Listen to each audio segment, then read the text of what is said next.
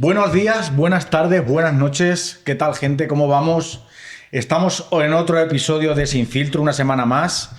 En el día de hoy tenemos a Pedro. No lo conocía, nunca había hablado con él. No sabía siquiera que era de Villarroledo. Es de estas personas que dicen, no lo ubico de mi pueblo. Y va a estar bien porque vamos a tener una conversación de conocernos desde la parte número uno, ¿no? Como si dijéramos. ¿Qué tal, Pedro? Muy buenas. Hola, ¿qué tal, José? Encantado de estar en tu podcast Sin Filtros. Y bueno, pues empieza a disparar. Soy de aquí de siempre, nacido, Ajá. criado y engordado, como decimos en Villarrobledo. Ahí está, esa es. Ok. Así es que empieza el interrogatorio. Bueno, primero, ¿por qué Perico y Pico? Bueno, pues eso me lo han preguntado bastantes veces. Resulta que mi nombre entero es compuesto, pero a mí no me gustan los nombres compuestos. Entonces, como todos los Pedros somos pericos y el nombre es compuesto, pues perico y pico, que más manchego que añadir el y pico. Sí, Pico y Pico que como Exacto, y Pico, ¿no? claro. Que ahí engloba todo, ahí coge todo, ¿no? El Pico. Ahí se sabe que hay algo más, aparte de perico hay algo más. Ok, Así es que perico y pico. vale, qué bueno. Me han comentado, he escuchado que eres escritor, ¿no? Soy psicólogo, docente y escritor. Llevo toda la vida trabajando como psicólogo, toda la vida trabajando como docente, aunque he de decir que hace poco me presenté a una plaza de docente aquí en el ayuntamiento y me sorprendió que me rechazaron porque me dijeron que no había acreditado la capacidad docente. Digo, jolín, pues léete la vida laboral, más de 20 años. Pero bueno, cosas que pasan. Ok. Hay que ir acostumbrándose a todo lo que pasa en la vida. Más que acostumbrarse, adaptarse, que Ujú. es lo inteligente y lo psicológicamente sano. Adaptarse a los cambios. Ok. Y bueno, pues aquí en Villarroledo tuve una asociación que yo mismo fundé y yo mismo presidí, junto con otro compañero psicólogo, Gustavo Mirón, Ajá. que se llamaba Asociación Pro Bienestar Familiar de Villarroledo. Y atendíamos pues prácticamente gratis a todas las familias que querían acercarse. Tuvimos hasta una agencia privada de colocación sin ánimo de lucro para buscarle trabajo a la gente, etcétera, etcétera. Qué bueno. La burocracia, yo le digo burocracia porque para cualquier tontería necesitas una burrada de papeles, Ujú. nos abrumaba bastante, nos aburría bastante, entonces dejamos de hacer lo de agencia privada de colocación, que lleva muchísimo papeleo, y continuamos con la asociación. Hicimos pues, los actos más recordados, supongo que serán las 13 ediciones del Mercado Solidario del Trueque, que se hacían aquí en Villarroledo. Ujú. También las hacíamos en pueblos de alrededor, porque éramos de ámbito comarcal, como por ejemplo Socuéllamos. De intercambiar cosas, ¿no? Del trueque. Es exacto. Nosotros lo que queríamos era asociaciones, hay muchísimas en Villarroledo, pero sí que estaban como muy separadas unas de otras, como muy estancado todo. Tú vas a Parkinson, tú vas a Alzheimer, tú vas a fibromialgia, Como muy en casi paralelo, te refieres, ¿no? Así cada sí, todo quien. muy estancado, Ajá. muy departamentalizado. Ok. Entonces, cada uno va a una cosa. No había algo que uniera a las asociaciones o algo que quisiera colaborar, quisiera fomentar esos lazos de unión entre las asociaciones. Y ahí surgimos nosotros. Teníamos programas en esta casa, en Canal 4, porque siempre nos hemos llevado estupendamente con Canal 4. Ujú. Doy las gracias a la productora, evidentemente. Y bueno, pues íbamos haciendo actos públicos para dar a conocer la psicología, para fomentar valores de respeto, de tolerancia, etcétera, etcétera. Y el mercado solidario del trueque, por ejemplo, era fomentar la economía sin dinero. Qué Es bueno. decir, tú traías algo, por ejemplo un boli, y te podías llevar un reproductor de DVD. No importaba el valor de las Qué bueno. cosas, Está interesante. y lo que quedara sobre la mesa a las 2 de la tarde, cuando se clausuraba, siempre se hacía un domingo de 10 a 2, cuando se clausuraba, lo que quedaba sobre la mesa se donaba a Cáritas para que ellos pudieran hacer otro tipo de obra social. Ok.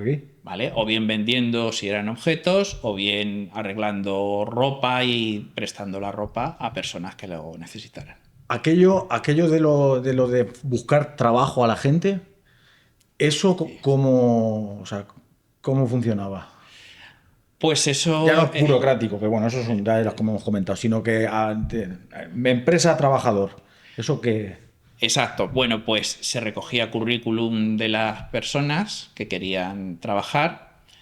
Se les hacía una entrevista también, no solo con el currículum, sino de qué quieres trabajar. Lo peor era cuando te decían el típico, de lo que sea. No, no, de lo que sea no, porque lo mismo me sale que te tienes que ir a conducir un camión a Holanda y no estás preparado porque no tienes carne de conducir. Claro. Preparado o preparada, carne de conducir camiones, me refiero. Ok, sí, sí. O que no te atreves a irte a Holanda, puede ocurrir. También. Entonces ya especificábamos más a qué tipo de perfiles laborales aspiraban.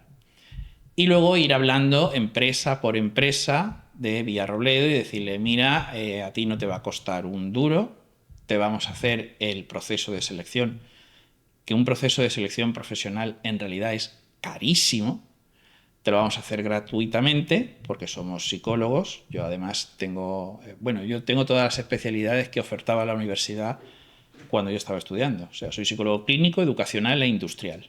Vale.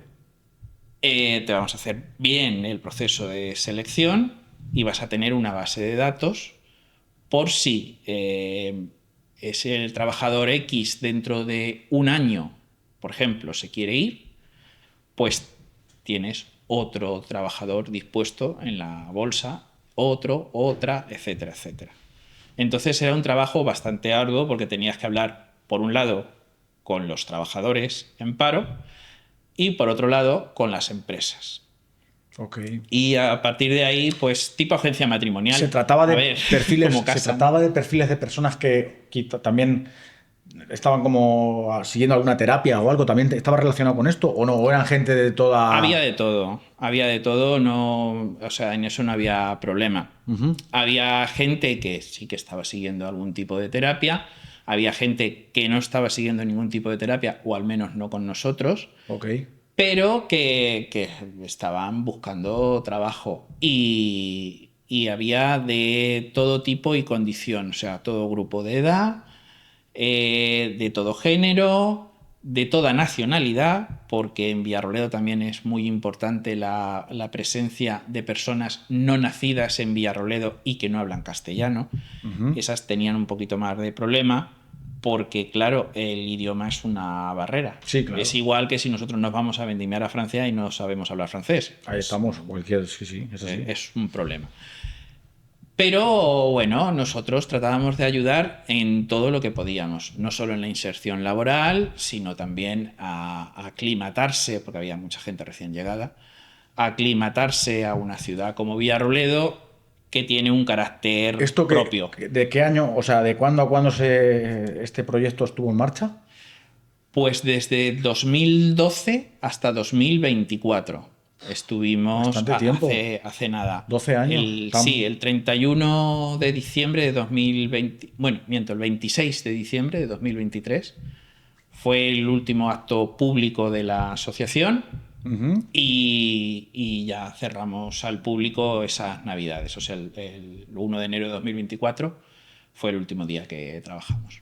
Bueno, y la experiencia fue positiva, imagino, claro. O sea, Sí, en general me refiero de lo. de hecho, mira, si nos hubiera tocado la lotería, habríamos seguido O con la sea, asociación porque tuvimos que cerrarla por no poder atenderla, no porque financieramente hablamos. financieramente y presencialmente. Sí, de personal, de decir quién se Claro, encarga de esto, ya no había manera. la atendíamos entre los dos, pero los dos teníamos otros trabajos porque no cobrábamos de la asociación. Claro, Esto era totalmente altruista. Y la cuota que se cobraba como socio, sí. pues era para pagar el teléfono, el agua y la luz y para usted de contar. Entonces, claro, teníamos que seguir con nuestras vidas, teníamos que seguir trabajando, todos tenemos facturas que pagar a fin de mes.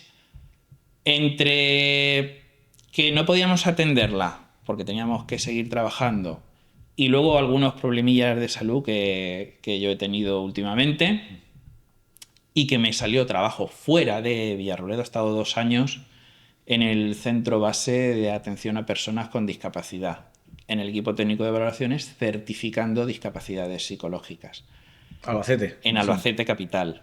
Entonces, claro, además turno de tarde, que era cuando más podía yo atender a la asociación. A la gente, claro, a la gente que venía a la asociación. Entonces, si te vas de aquí a las 10 de la mañana y vuelves a las 10 de la noche, entre las horas de viaje y las horas de trabajo allí, cuando atiendes a las 11 de la noche a la gente, no es plan.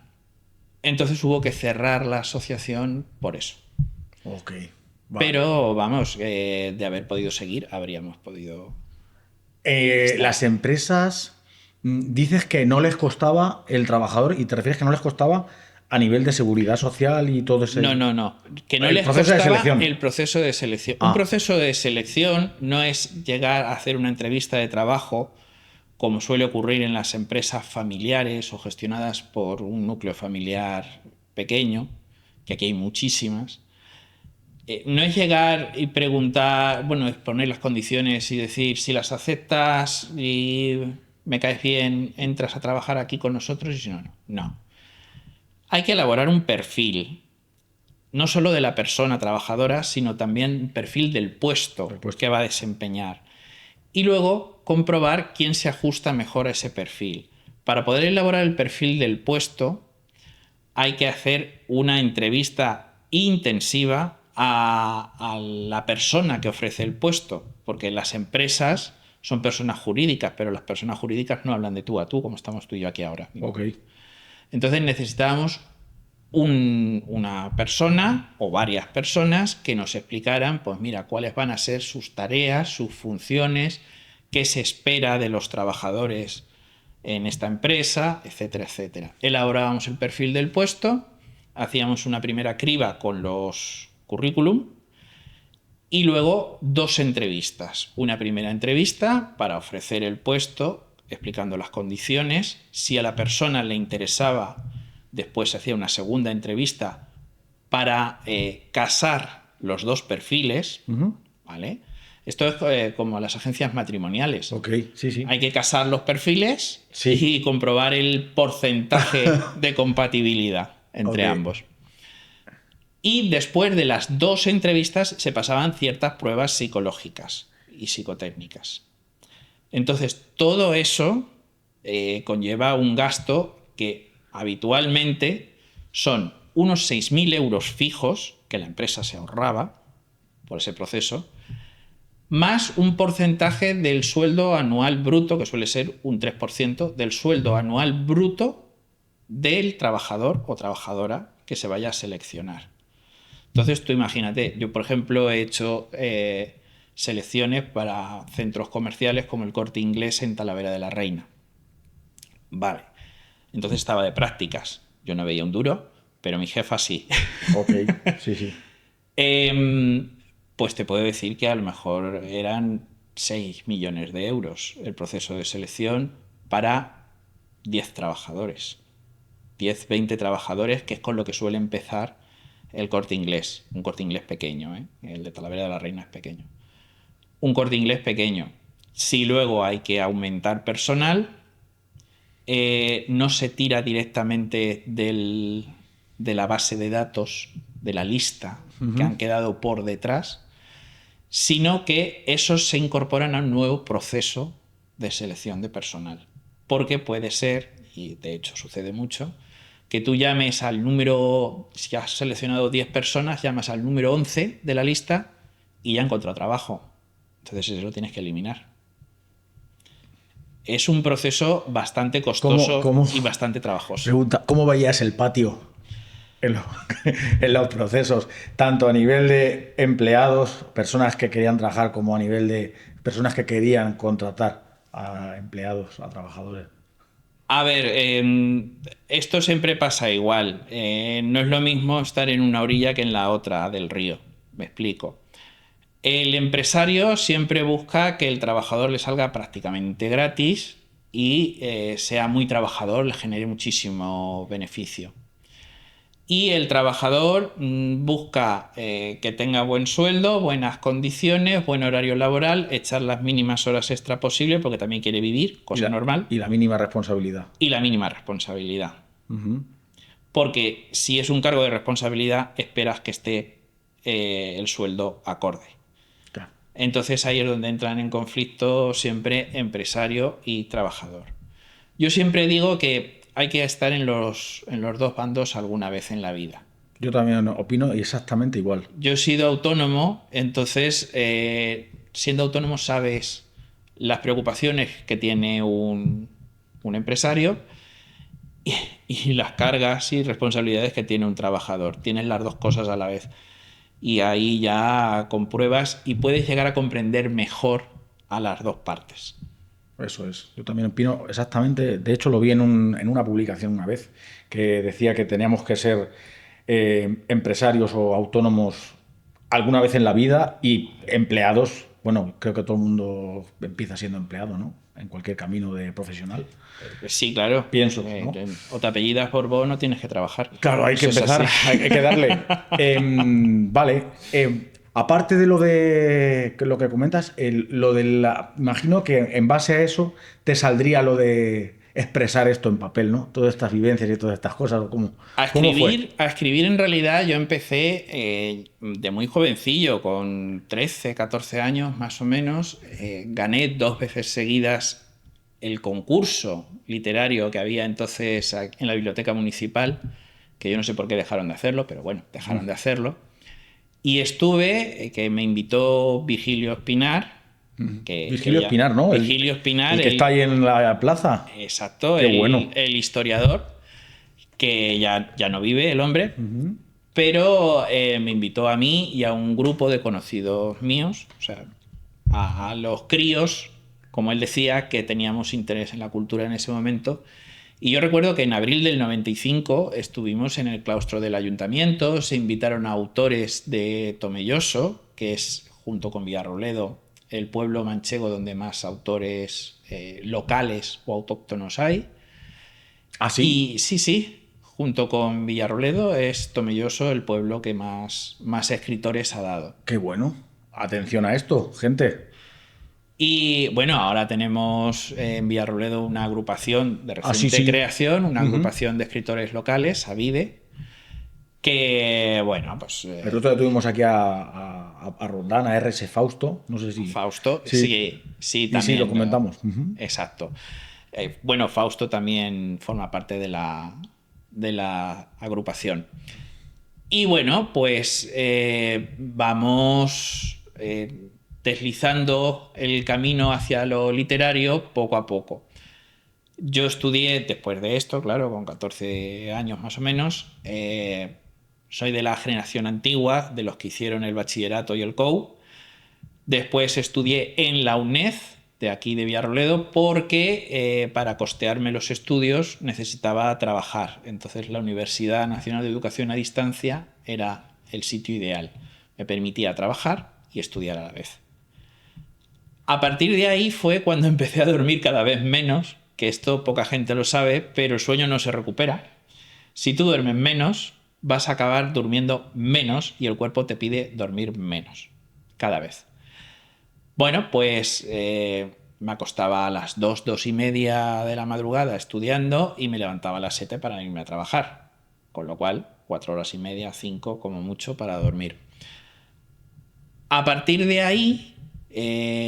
empecé, cuando ya terminé la carrera, empecé a desarrollar muchas cosas a la vez, a abarcar muchas cosas a la vez, muchos trabajos a la vez.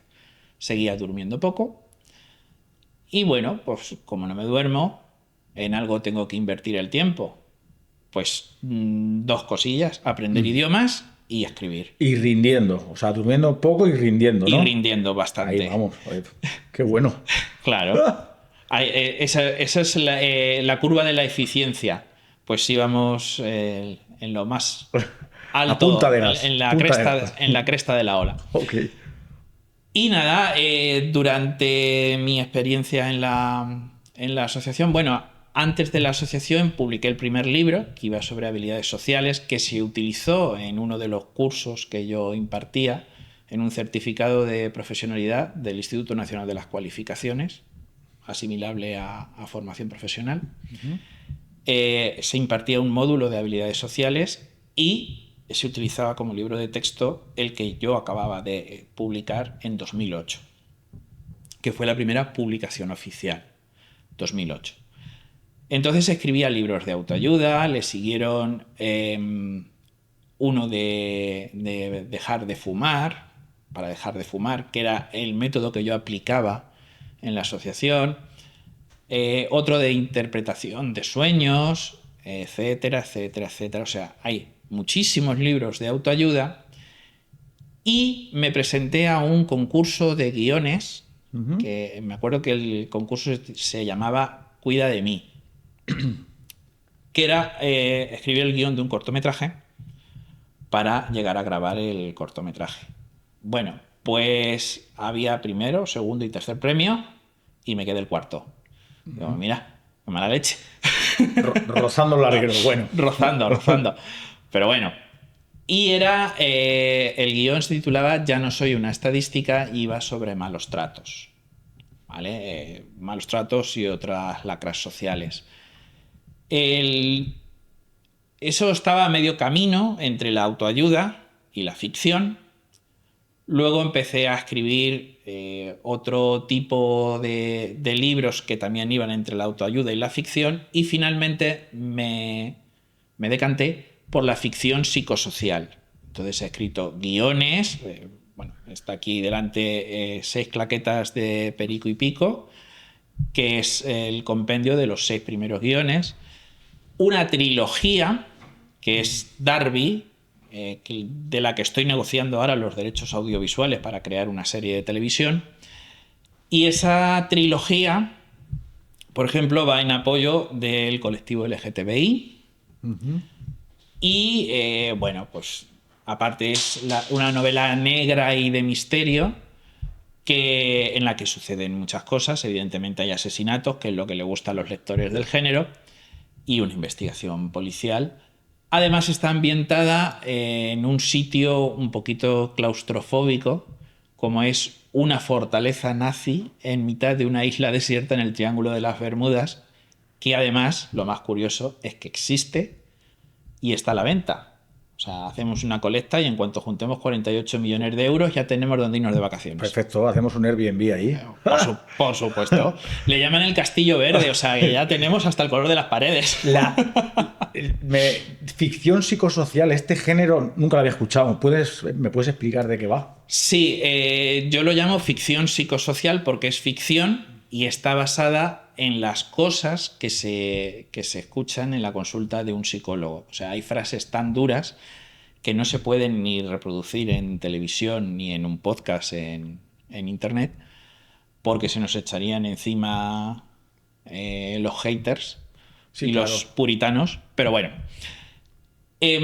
a ver, no solamente tenía la consulta presencial de aquí, nosotros teníamos también una consulta online internacional en la que aprendes muchas cosas.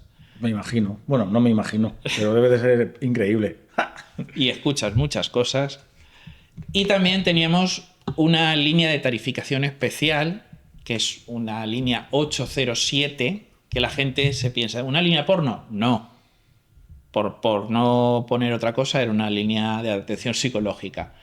Los 803 sí que se dedican a ese tipo de cosas. Los 806 son para juegos, astrología y tal. Y los 807 son líneas profesionales. Puede ser un abogado, un médico, un psicólogo, etcétera, etcétera. O incluso un fontanero, que en vez de buscar en YouTube cómo cambiar el grifo, te lo va explicando paso a paso por teléfono. Interesantísimo. Vale, pues a través de esa línea 807 también se escuchaban frases muy duras y algunas de ellas están en esa trilogía. Ok. Esa línea que teníais imagino, era una línea para ayudar a personas, ¿no? O sea, ¿lo anunciabais dónde? Normalmente lo anunciábamos en internet, bueno, a nivel local, en la propia asociación, hicimos también tarjetas, etcétera. La línea todavía sigue activa.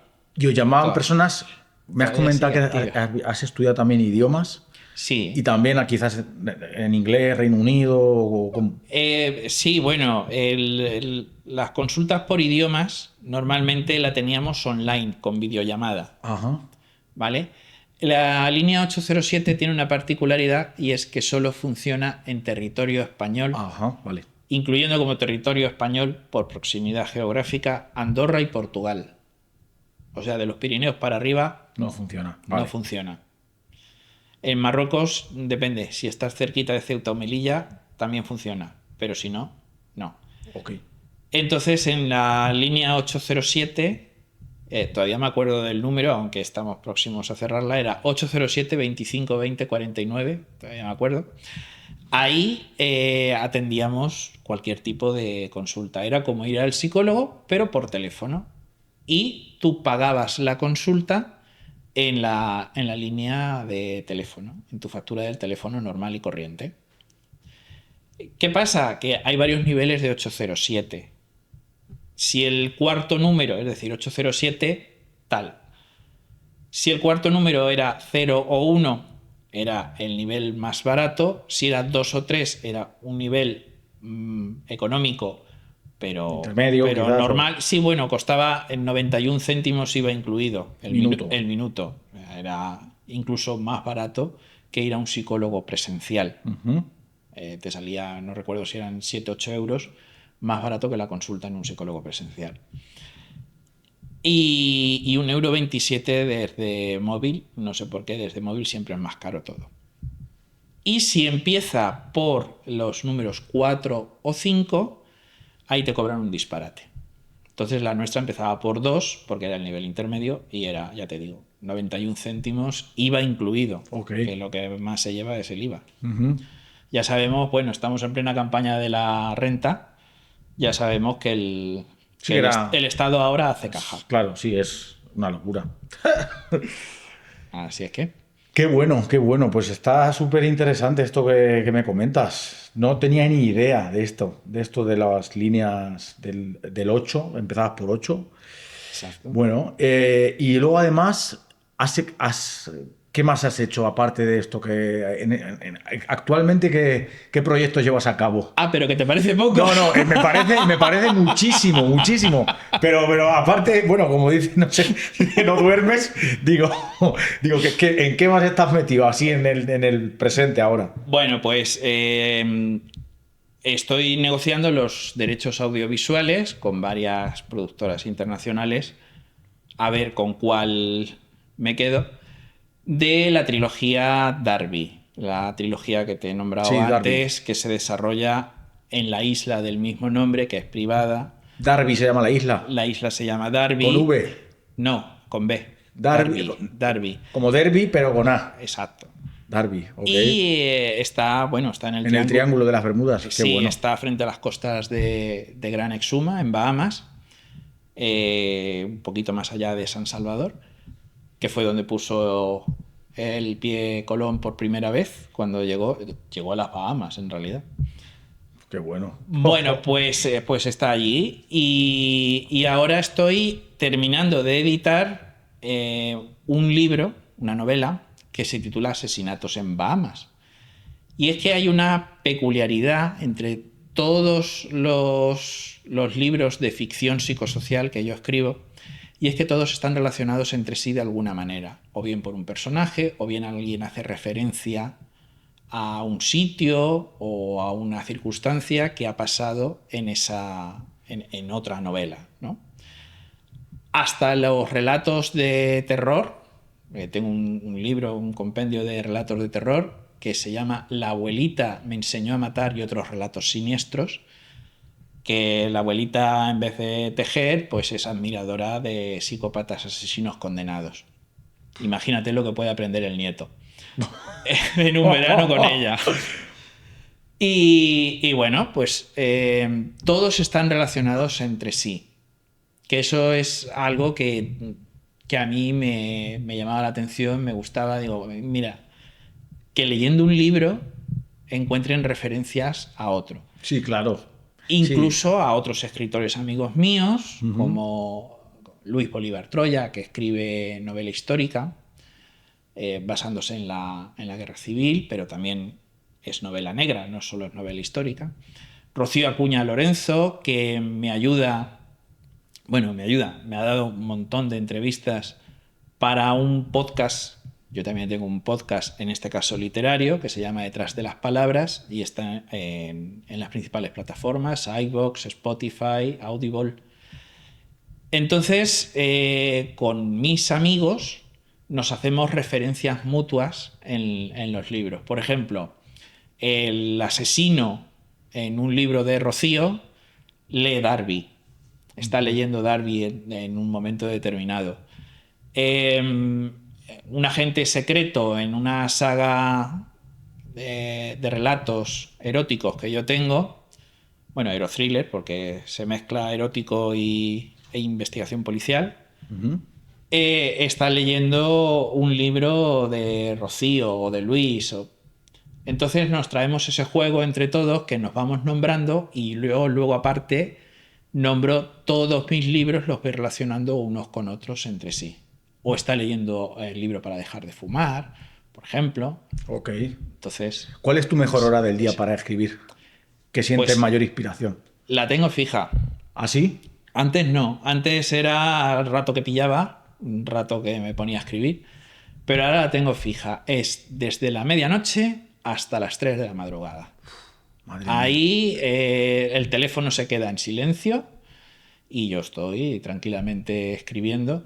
Además que escribo en el teléfono, pero lo tengo programado para que no entren nada más que llamadas de teléfono y ya está. No entran ni WhatsApp, ni Telegram, ni nada. Nada.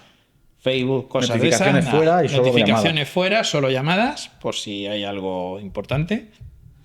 Y desde las 12 hasta las 3 más o menos, ahí me tienes dándole a las teclas y escribiendo Y a las, asesinatos. y a las 3, o sea, a las 3 es como que tu cuerpo te dice ya, a dormir. No, básicamente yo no siento la necesidad de dormir. No. Hace tiempo que perdí la necesidad de dormir, pero es una hora que me pongo yo como límite porque Qué eh, hay que gastar la almohada también. Ok.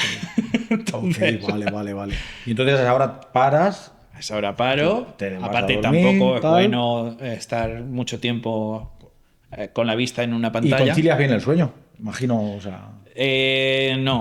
No, entre otras cosas por ciertos problemas de salud. Ujú. Pero bueno, yo ya digo, algunas veces leo en novelas de compañeros y tal que utilizan cierto sedante de efecto inmediato, luego lees el nombre del medicamento y dices, pero si esto me lo puedo tomar yo por arrobas, a mí me puedes disparar como un elefante en el zoo, Ya, y el no, tranquilizante, como si y yo no nada. me duermo. Ok, Yo te digo, ¿qué me has disparado? ¿Café? ok. O sea, que Vale. yo no duermo, pero bueno, Ok. No, es que me he me acostumbrado. resulta curioso porque yo a las 11 de la noche aproximadamente es como que mi cuerpo ya me dice, ya empiezo a tener bastante sueño. Y sí que soy de despertarme temprano, a las 5 o 6 de la mañana, soy de despertarme a esa hora.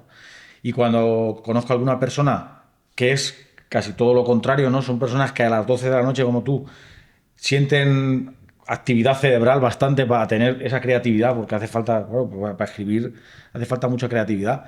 Me sorprende mucho y me interesa que saber cómo se hace. Todo es cuestión de acostumbrarse. Como ya te he contado, yo estudiaba hasta las 2:30 de la madrugada, porque estaba todo el día Claro, es en como que un te fuiste trabajo. haciendo, ¿no? Entonces, desde muy jovencito estoy acostumbrado a tener la mente muy despierta durante la noche. ¿Qué pasa? Pues que a las 12 o por ahí apago la televisión, a ver que no soy ningún bicho raro, veo la tele como No, todo el hombre. mundo. Ujú. Tampoco es que haya gran cosa. No hay mucho contenido que... Últimamente es todo igual, menos Canal 4. Entonces, a eso de las 12 de la noche, 12 y algo, apago la tele y bueno, pues cojo el móvil y me pongo a escribir. Además, yo tengo las historias en mi cabeza. Imagino imagino que no te faltan. Que tengo buen volumen de cabeza para ir almacenando historias. Entonces, lo que hago es ir plasmando en el papel como si fuera una película, como yo tengo la historia en mi cabeza, como si fuera una película, pues si le contaras la película a alguien, pues lo voy contando. Claro, con la manía de ocultar pistas, desviar la atención, porque lo peor en una novela de misterio y suspense y tal es que te pillen quién es el asesino a la primera de cambio. Lo que mola es la investigación y el sospechar de todo el mundo y luego decir, ¡oh! Claro, que se vaya desvelando. Era el otro personaje. Claro. Sí, que te descoloque. Exacto. Los puntos de giro que se llaman. Pues tengo que ir metiendo las pistas, etcétera, etcétera, para despistar al lector o lectora.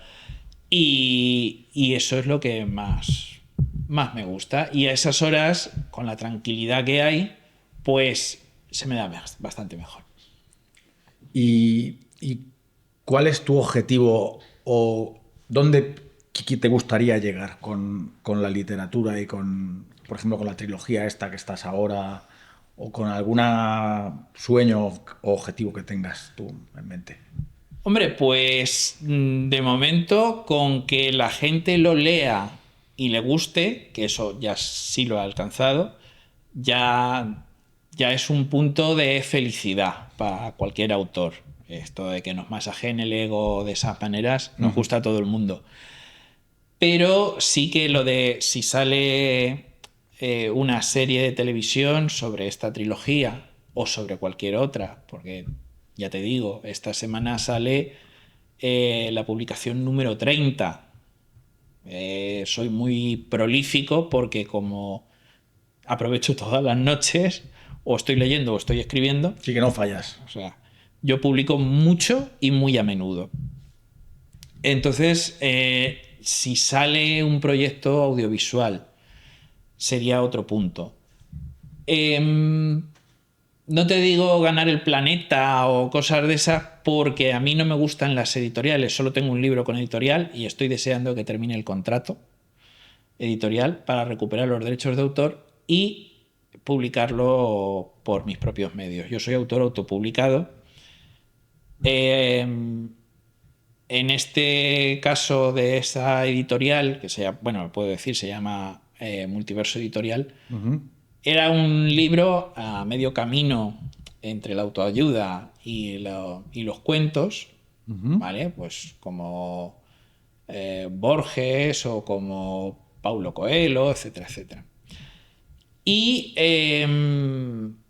quedé finalista en un concurso, me ofrecieron un contrato editorial bastante jugoso, pero ahora ha tenido ciertos problemas la editorial y no está haciendo caso prácticamente de ninguno de los autores que estamos en esa editorial.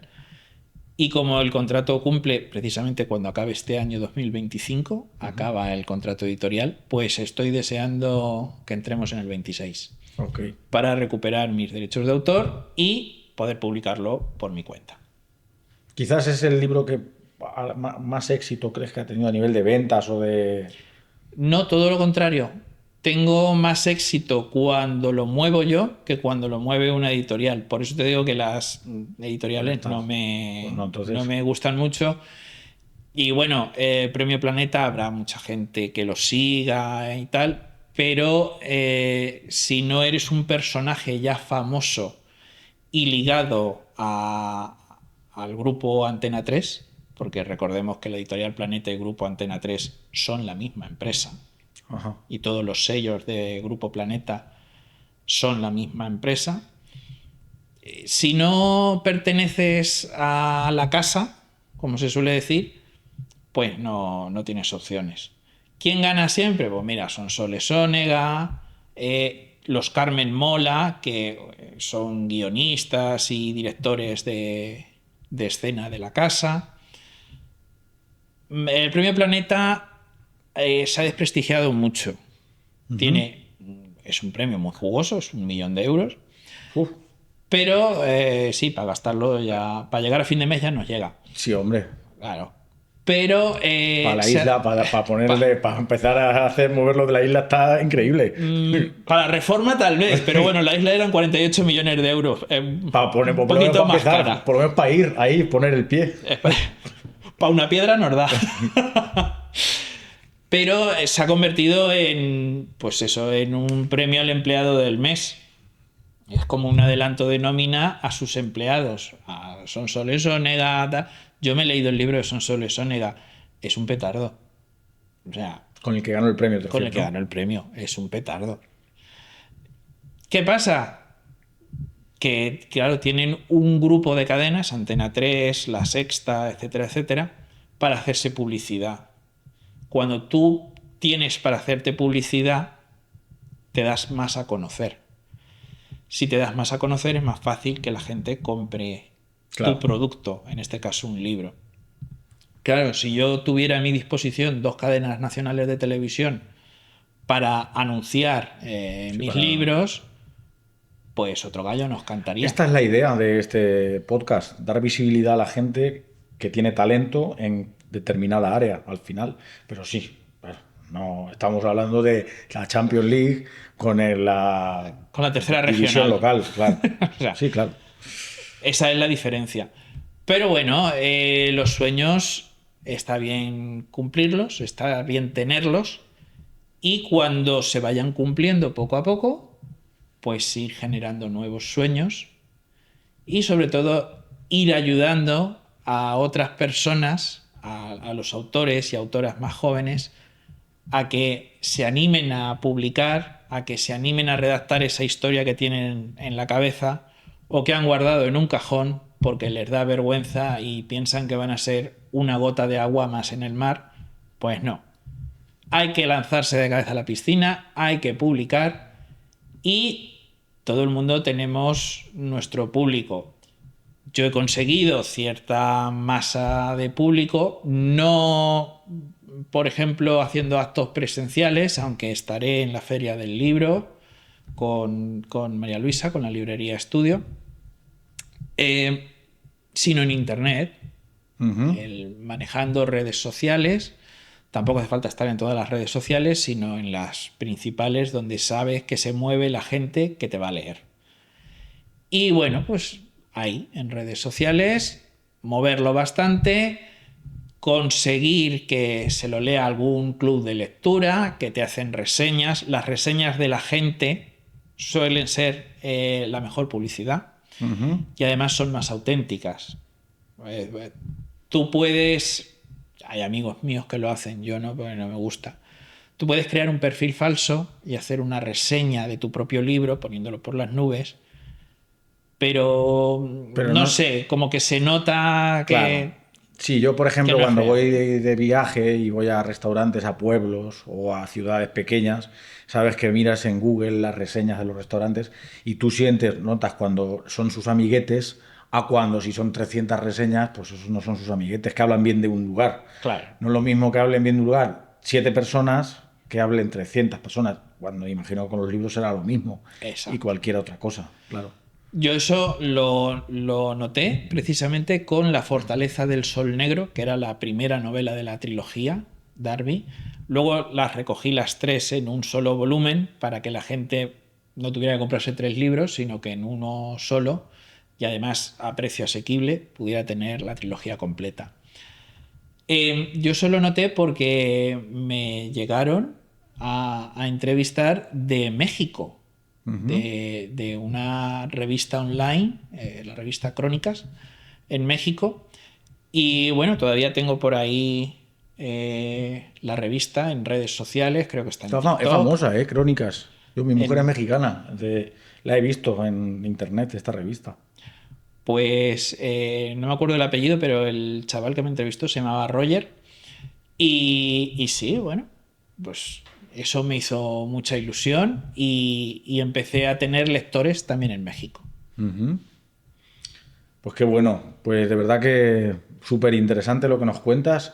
No sabía, no te ubicaba, no sabía todo lo que hacías y me da gusto que haya personas aquí en Villarrobledo así de inquietas y con esa mentalidad de soñar, de perseguir objetivos, de perseguir sueños y luego de animar a otras personas a que si tienen algo en el tintero, que se lancen y que lo hagan, porque es que al final es de lo que se trata la vida, de, como digo, de aterrizar lo que uno en un momento dado se le viene a la cabeza, ¿no? Entonces sí, de verdad que me da mucho gusto de conocerte.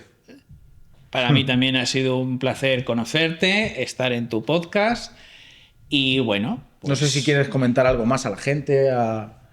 Bueno, pues que ahora que ya estoy aquí otra vez, me veréis más a menudo y no es tan fácil deshacerse de mí.